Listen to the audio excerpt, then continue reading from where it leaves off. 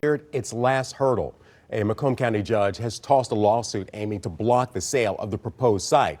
Now, some Roseville residents have been fighting in support of that lawsuit all year long. The plan is to build a gas station convenience store right on the property of the former Sacred Heart Catholic Church.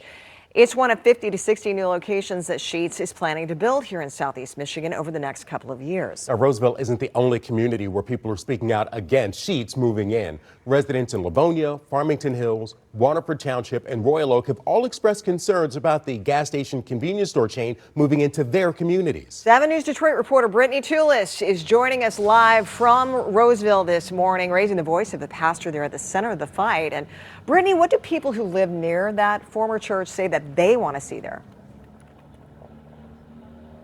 Alicia Keenan, first I'm going to tell you what I see from standing at this proposed Sheetz site. I'm right in that corner in front of the church. I see 3 gas stations just from where I'm standing.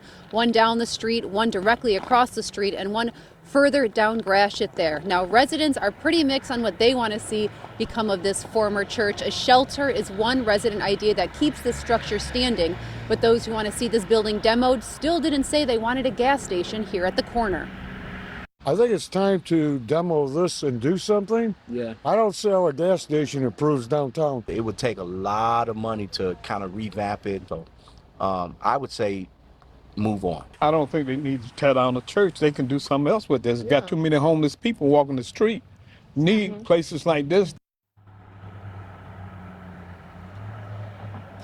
The former Sacred Heart Catholic Church on Utica and Gratiot is the property one step closer to becoming a Sheetz gas station. The man fighting to keep it a church, Pastor Curtis Ostosh of Harvest Time Christian Fellowship. A Macomb County Circuit judge just threw out his lawsuit against the Archdiocese, stopping the sale and demo of the church. Ostosh says in 2021 he made an agreement to buy the property for $1.5 million and put money towards the restoration, but vandals broke in and damaged the building. The diocese says his claim lapsed when the final payments weren't sent.